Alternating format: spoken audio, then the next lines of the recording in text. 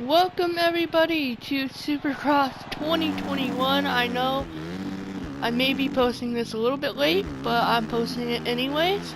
These are some predictions, plus everything you need to know about the new season that is coming up very fast here.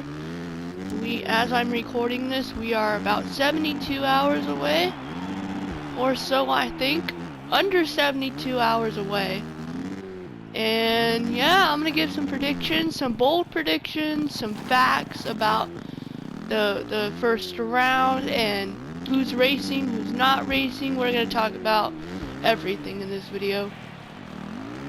So let me start off by the TV broadcast. I know I have people who are probably watching this video who are wondering about that. Supercross this weekend on Saturday, January 16th, if you didn't already know, will be on at 3 o'clock in the West Coast, 6 o'clock on the East Coast. So it is a early race. Ooh, backflip. Oh, I got that. Okay. It'll be on at 3 o'clock here on the West Coast.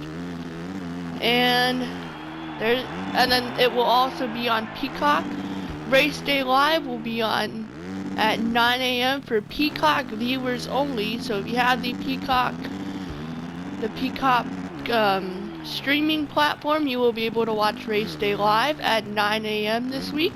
Not sure about the other rounds. I just know about this first round. It'll be on at 9, and then the main race will be on at 3, also on Peacock and NBCSN. Okay, now. No more Ralph Shaheen. That's the other thing I want to talk about. No more Ralph Shaheen. He will be replaced by Lee Diffie and Todd Harris. Lee Diffie I actually like a little bit more than Ralph Shaheen, surprisingly. I actually really like Lee Diffie with the 3 rounds he did last year for Supercross. I think he handled the Ken Roczen situation very well. And then we will have, not a lot of people know this, if you go back to races from 2005, Todd Harris is the broadcaster in those races, so it's pretty cool. We get a returning voice to Supercross, but unfortunately we do lose Ralph Shaheen. And then Ricky Carmichael will be the color analyst, and then the others, Daniel Blair, Will Christensen, will be the trackside people and the pit people. Okay. Now let's get on to the riders. Eli Tomac is your defending champion, and I have a bold prediction about him. Let's start off with him. Eli Tomac is not winning the championship this year. Even though I'm riding as him, he's not winning the championship. I will get to my championship pick at the end of this, but I do have a bold prediction on Eli Tomac. He does win races. He wins at least 3 races this year. I just don't think he wins the title. I think one of the other guys that we will talk about, I will save him for last, has him covered, honestly. So Eli is not winning the championship, and my bold prediction with him is we see every year, it seems like, how stacked the class is. They say that every year. This year, I think they're right. Dude, I was looking at a list of dudes, and there's like 30 something factory, well, now I'm exaggerating, like 25 something factory dudes. You're gonna have weekends where guys like Dylan Ferrandis, maybe Zach Osborne, and you're gonna have factory guys they're gonna have factory guys in the LCQ. So if you're a privateer, I would just go home if you don't make it through the heat, because you have no chance in the LCQ. And here's my prediction. You could already see it coming from a mile away. Eli Tomac, in my opinion, is not gonna make a main event this year. He's not. I don't think he's gonna make a main event. Whether it's this weekend in Houston, Tuesday on Houston, one of these one of the 17 rounds. He's not gonna make the main. He's not. And I don't know, go ahead, bash me in the comments if you're even watching this video. Go ahead, bash me in the comments, I don't care. He's not making a main this year. Eli just gets too in his head sometimes. He's gonna make that dumb mistake in the heat race, dumb mistake in the LCQ, and not gonna have time to get up to the top 4, 5, however many they take out of the LCQ. Now I remember the days where they took 2 out of the LCQ, and Dungey almost got screwed by that. Came back to win in 2013 on one of the races. Comment if you know what I'm talking about, by the way. Yeah. Then our next guy we're gonna talk about is Ken Roczen, because Roczen, you know, back when outdoors ended, I was like, Ken Roczen's gonna win this title. And then I heard some stuff that Webb was saying, or actually I just gave my title pick away. I heard some stuff that Webb was saying, and I was like, no, Roczen's not winning the title. So, you may have figured it out by now, but I'm still gonna save it for later. Roczen wins and 4th in the points. That's what I'm thinking for Roczen. I mean, there's not much to say about him. What else do you say about Kenny? Wins and 4th in the points. I'm not gonna calculate how many wins. I'm just gonna say he gets wins. And then here's his teammate, Chase Sexton, who is gonna be exactly like not exactly like James Stewart, but pretty close. If you didn't know, Chase Sexton is gonna be trained by James Stewart this year. Very interested to see how that turns out. Will Chase Sexton be like Stewart, like fastest guy, but just cannot put it together, a la Austin Forkner, or something like that? Or will he be the James Stewart of 2009, who wins a ton of races and barely squeaks out the championship? Or will he be a James Stewart 2013 who gets maybe a win, something like that? Will he be that? Chase Sexton, all the rookies are mysteries to me. Every single guy really is a mystery to me. But moving on, we can go to Eli's teammate Adam Cianciarulo, who gets a win this year. This is his year to win. And I heard, or actually a thing that I'm saying to my family and stuff, is he's looking a lot like Trey Canard, at least in his first few years in Supercross. I mean, he's really fast, has the potential to win championships, but just crashes and gets hurt. Like Salt Lake, he had the chance to win that first race in Salt Lake last year, but crashed and got hurt and didn't race a single Salt Lake again. Cianciarulo wins this year, but I still think he is Trey Canard of this generation. Sorry. I know he had that problem with his nerve or whatever fixed, but I think that's what he's gonna end up becoming in his career. Maybe once Roczen, Eli, and those guys are gone, maybe he squeaks out a championship, but I really don't see it. And next guy we're gonna talk about is one of my favorite title champions of all time, Jason Anderson. Anderson, here's the reason I like him. I know a lot of people, especially one of my people in my family, don't like him for his riding style, because of how he takes things, and he is a little bit over aggressive. I will say that. But Anderson is the have fun. I'm just out there having fun on my dirt bike, and if I win, I win. If I don't, oh well. And I think he's gonna carry that into 2021. I do think He wins if they have Triple Crown, I think he wins a Triple Crown main. I don't see him winning a main event for some reason. I just don't. Then we go on to his teammate, Zach Osborne, who, oh man, Zacho, everyone I've heard saying he has momentum, and this is going to be a little mini rant right here. Everyone says he's got momentum from the last Supercross win, which I'll give you, but saying he has momentum from outdoors, no, he really doesn't. If it was an outdoor season, he had a ton of momentum. We were talking about the outdoors right now. Ooh, man, he might be my title pick. But for Supercross, really, outdoors, motocross and Supercross are two different things. Does this look like an outdoor motocross track to you when I'm riding right now? No, it's not. They are two separate things. Maybe, but I just have a hard time believing that.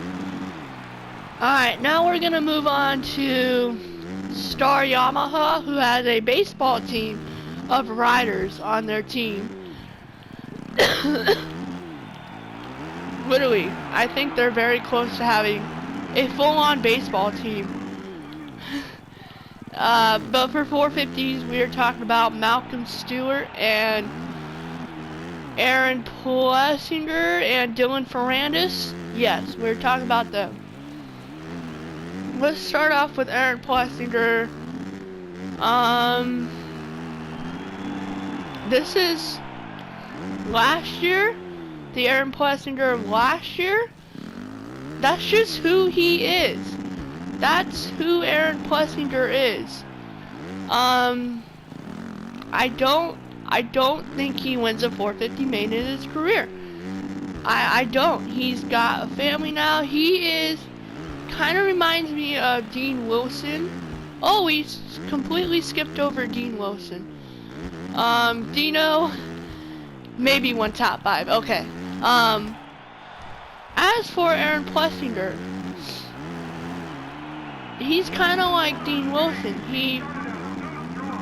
He's got a family. He does those little karaoke videos on Instagram, which are, I don't watch them, but from the ones I watch, I actually sit down and watch, they're pretty funny.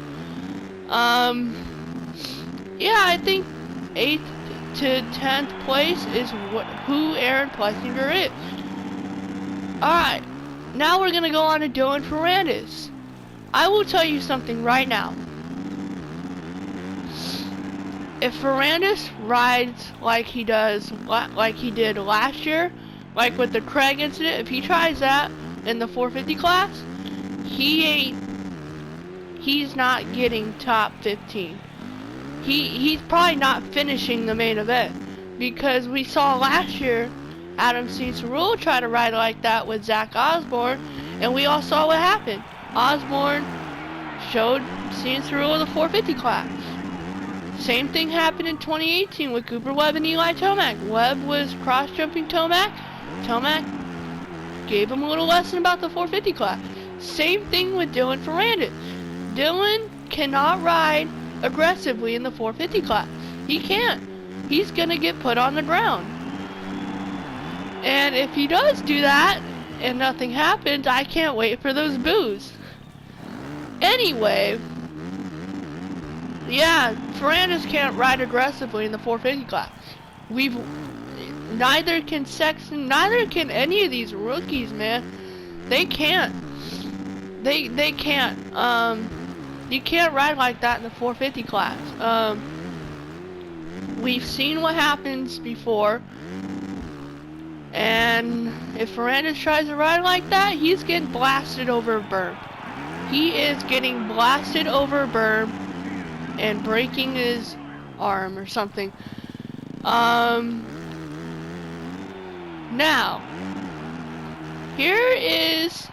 now we're to the point where we're getting to the dude on this team who will have the best results consistently throughout the season.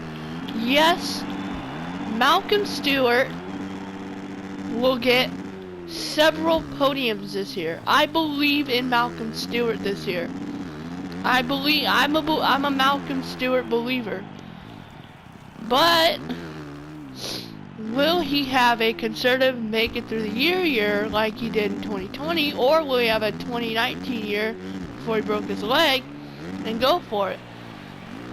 I think we'll see that in the first round, what Malcolm Stewart he decides to be. If he gets to start,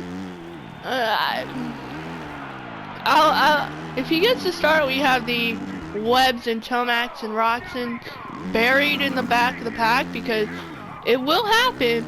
I think either him or one of these rookies will pull out a win. I think so. One of these guys will pull out a win.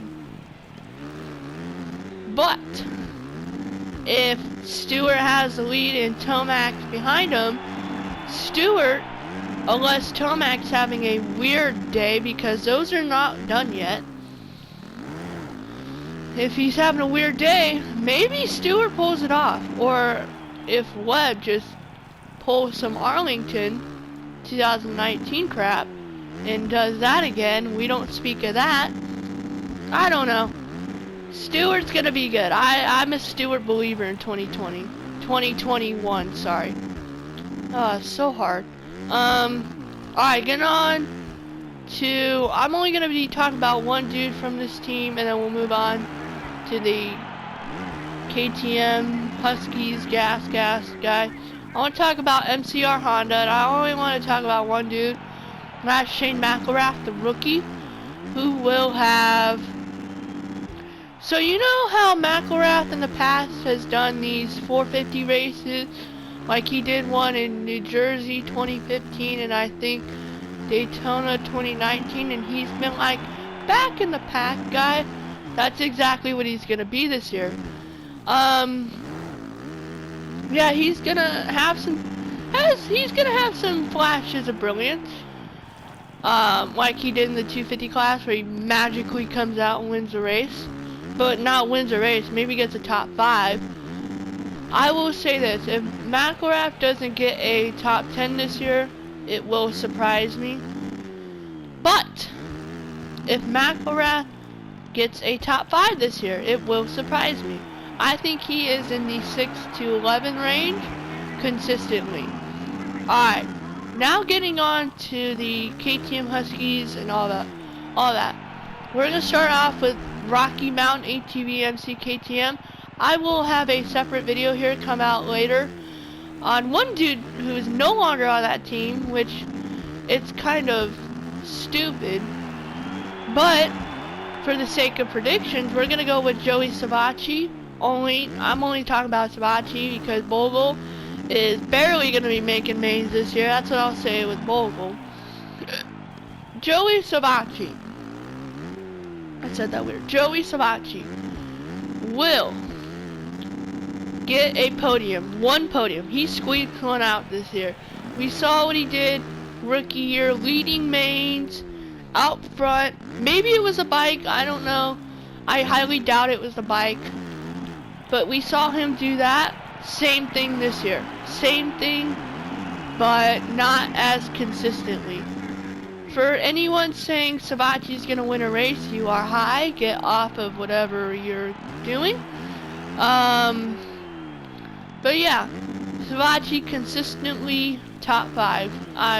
Consistently top 7, I will say that. Alright, we get on to the new team now. Gas. Troy Lee Designs Gas. Troy Lee Designs is finally getting a chance in the 450 class. My goodness, were they horrible in their last few years of the 250s. Alright. Troy Lee Designs. I have faith in this team. I have faith in Justin Barsha. Okay. We saw that Anaheim 1 thing that they did. That was hilarious. I loved that. I personally loved it.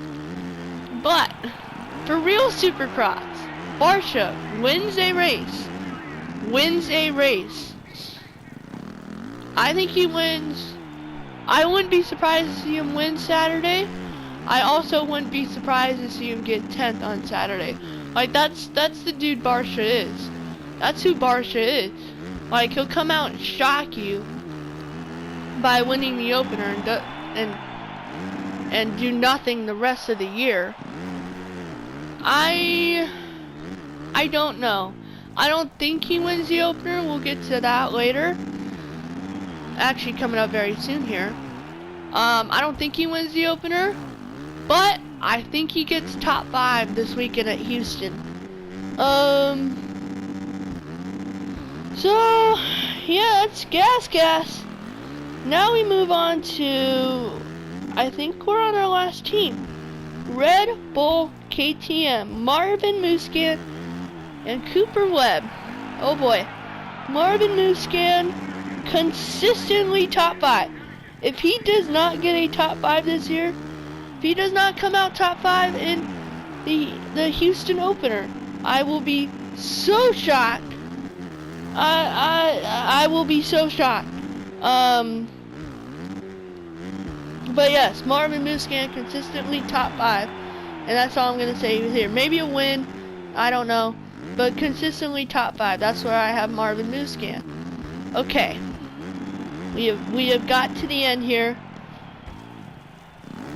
Cooper Webb is going to be the 2021 Supercross champion, and here's why. He is so pissed off that he lost the 2020 championship. He was the best guy in Salt Lake. He was the Wednesday night wonder. And yes, that was a thing. Go back on Instagram. Yeah, Cooper Webb wins the championship. He will be the Tuesday night wonder this year. I wouldn't be surprised if he wins all the Tuesday rounds. Actually, that's not gonna happen, but I wouldn't be surprised. Cooper Webb, he rides off of anger. He rides his best when he's angry and when nobody expects it. Who expected him to win 2019 Supercross? Yeah, nobody did. Who expected him to come out and get 3rd last year with the flu in the opener? Yeah, nobody did. He's coming in healthy, as far as we know. He is coming in healthy. Cooper Webb is so dangerous right now. I wouldn't be surprised if he wins the opener this weekend, but he's not my pick to be the opening round winner. Alright, you've heard my title pick, but as far as Houston, round 1, oh boy, I'm gonna pick Adam Cianciarulo to win. I think he came so close last year at A1, rip A1 by the way. That was sad. At least we got kind of an A1. But I think it's Cianciarulo is going, as long as he doesn't crash, is going to be top 3 in points this year. And Cooper Webb's gonna be our champion. Yes, I said it. Cooper Webb is going to be the champion this year. As for 250s, Jet Lawrence will win a race. Faulkner will not win the title. And I'm not sure about the East title or the West title. I don't even know. Other than that, thank you all so much for watching my little prediction show. I hope you all enjoyed my thoughts, and yeah, thank you all so much for watching. I'll come back with a certain video that I want to talk about. Thank you all for watching, and I'll see you later.